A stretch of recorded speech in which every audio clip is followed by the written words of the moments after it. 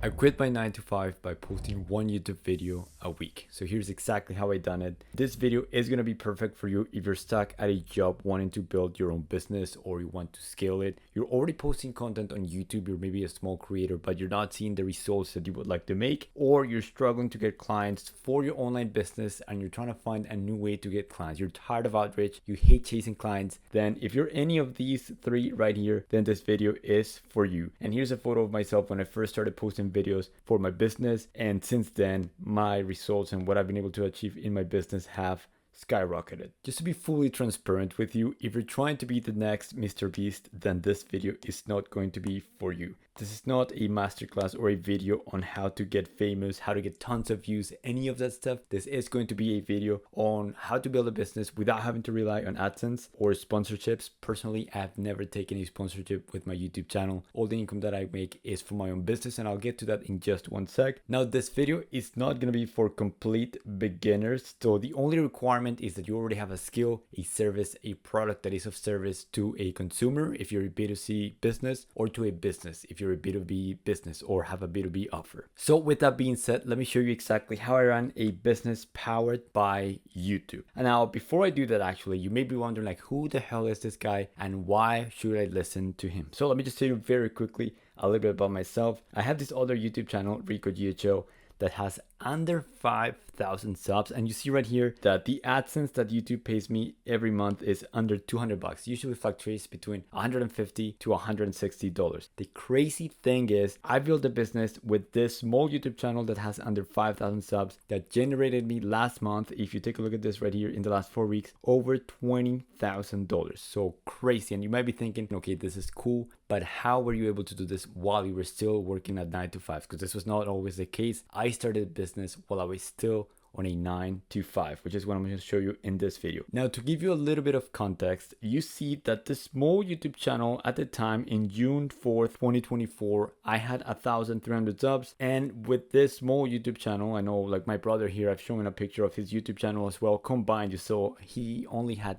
96 subs at the time. Combined, the both of us with 1,400 subs, we were able to bring $14,000 in net sales. So just imagine how crazy it is. With 1,400 subs, we were able to build or bring $14,000. So just very crazy, all with the back of a small YouTube channel, which I'm going to show you how we did this while still working our 9 to 5s. And now it allowed us to quit our jobs. So I wanted to start by showing you this comparison chart right here, and how the big shift for me was that views does not always equal income. I might talk in a different video why that is the case and a few specific stories as to when I saw this happening, but I've seen small creators making a lot of money, and on the other hand, I've seen big people on YouTube like being influencers who struggle to monetize. This video is going to be for you if you're trying to build an educational YouTube channel. So to build your business, you have, as I mentioned, a skill, service, or product that you want to offer to the marketplace. So how do you actually, or how did I specifically quit my job by posting one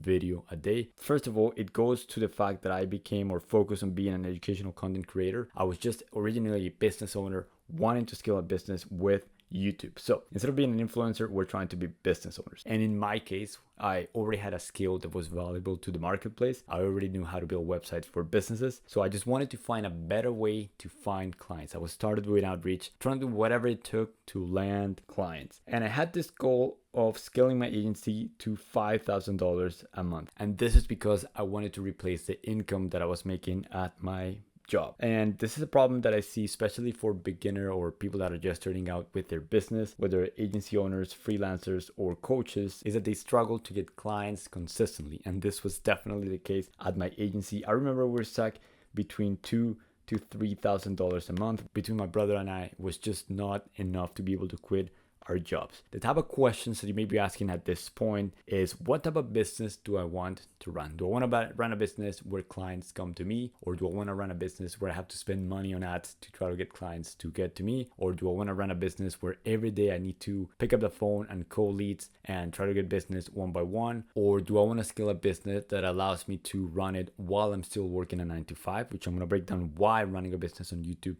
allows you to do that as opposed to these other methods. And these are some questions that you want to ask yourself as a step one if you're thinking about growing a business on YouTube and potentially quitting your 9 to 5. I wanted to give you an example throughout this video of not just my own story with web design, but in this case, I'm going to show you how this applies as well for a fitness coach as well. So let's say there was this coach right here and her name is Ali, and Ali is trying to grow a business on YouTube. She's already working for a business, but she wants to do her own thing, become an online coach and just run her own business. So these are questions that Ali would ask herself as well. What type of business do I want to run? So in Ali's case, right now she's tied to a specific gym.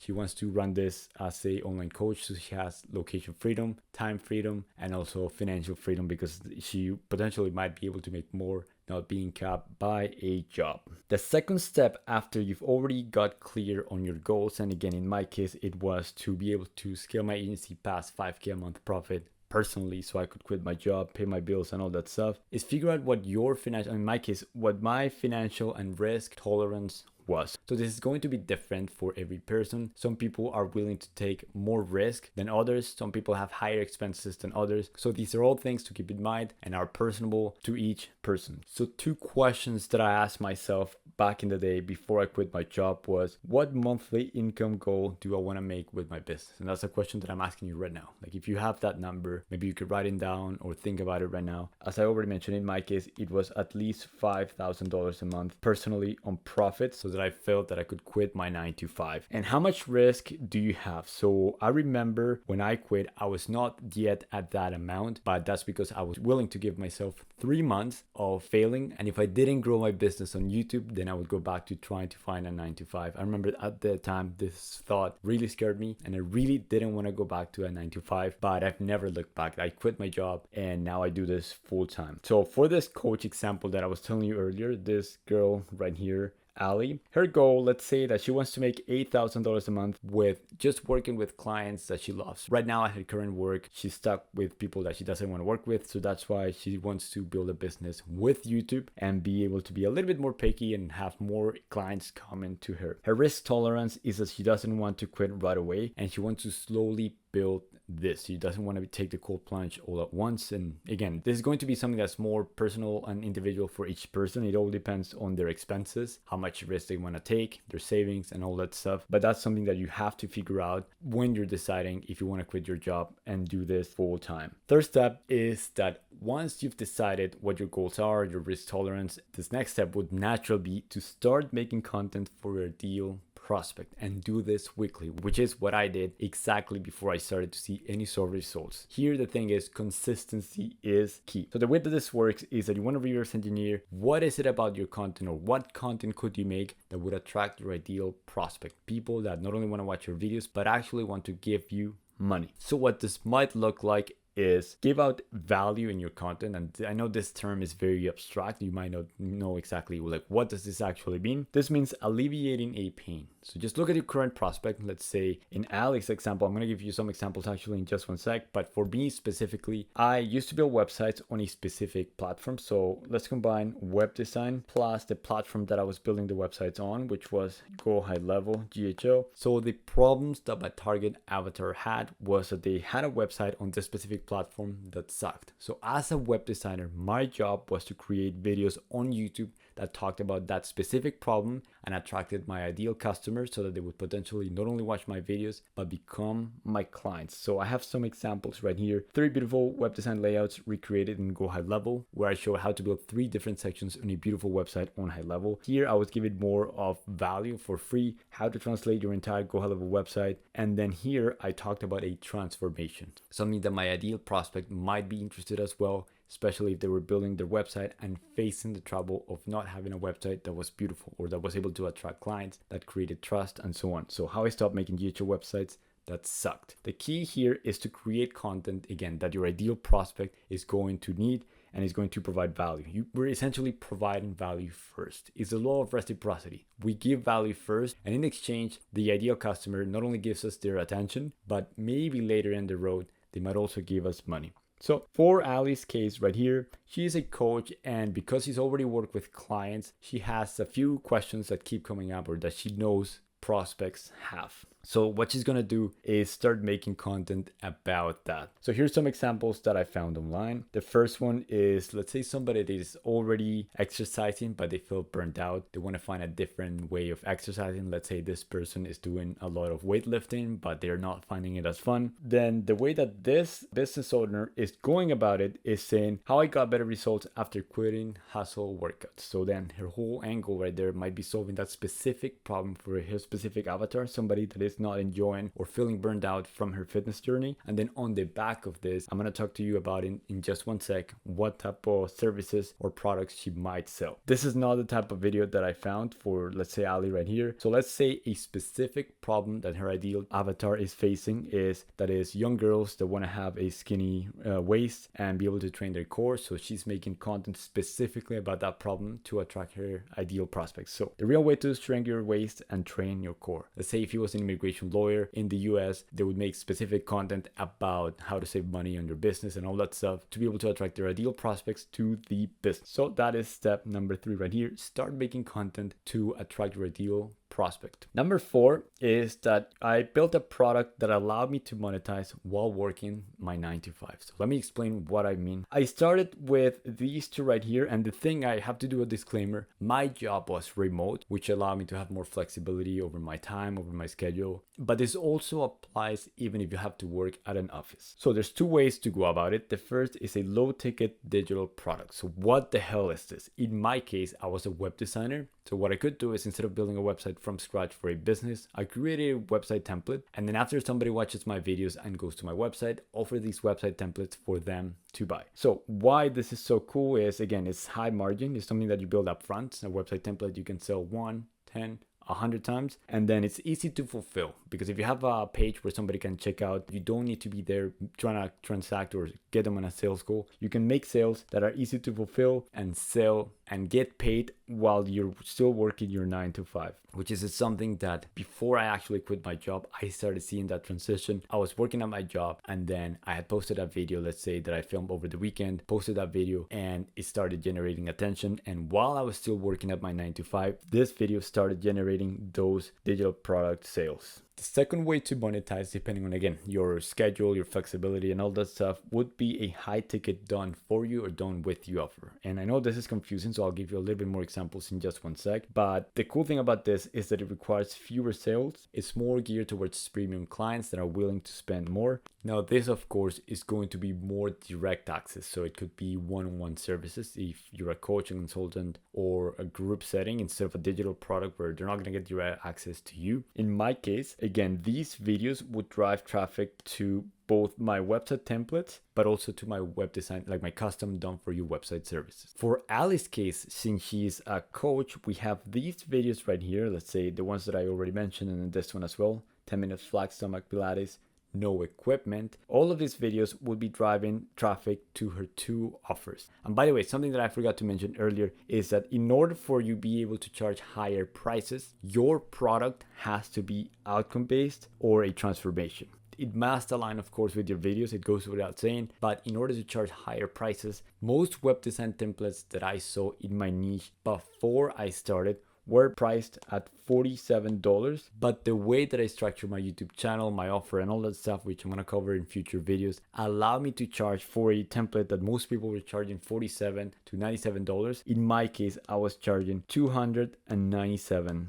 So I was able to completely decommoditize my website templates because of the fact that the way that I was approaching my content and presenting my templates as a solution was that it was outcome based and it was a transformation. Take somebody or a business that has a shitty website to be able to have a website that was beautiful, but not just a website that was beautiful throughout any purpose, but that achieved something for that business. So get more leads, increase their reputation, stand out online, and so on. In Ali's case right here, she's not selling workout services, but she's offering a specific transformation. Let's say this coach Ali right here is talking about the fact that if you go through her program or buy her products, you're going to lose X amount of pounds, you're going to feel confident. And let's say she's marketing to women, she's going to talk about the fact that, oh, once you become more confident and are in the shape that you are, you can buy the clothes that you want, be able to get in the relationship that you want. So even though what she's selling is quote unquote the workout routines, the actual thing that she's selling is the result that achieve. So that's going to make it so that when you're still working a 9 to 5, you're going to speed up a lot faster the way that your business grows and be able to charge higher prices as well. So these three all drive traffic to both the high ticket and the low ticket offers. For the low ticket, let's say it was some sort of like template, like workout routine, something like that. Could be like a mini course that solves a specific problem. So this was low ticket. For the high ticket, could be one-on-one coaching services. So let's say somebody watches her content already and they want to get personalized advice, but what they want is accountability, one-on-one support. So that's when the coach might be able to offer one-on-one services for that specific person. And this could go anywhere from like $2,000 to like $10,000 depending on your niche, your client, your selling abilities and all that stuff. And a low ticket digital product might go anywhere from $97 to $997. So you see how there's different ways to monetize and they each have their advantages and disadvantages. So depending on you how you have your current 9 to 5, if it's remote, if it allows you to take sales calls and all that stuff, then you might be able to go with the higher ticket. But if you cannot take any sales calls, then the digital product might be a better option. In my case specifically, as I already mentioned, I combined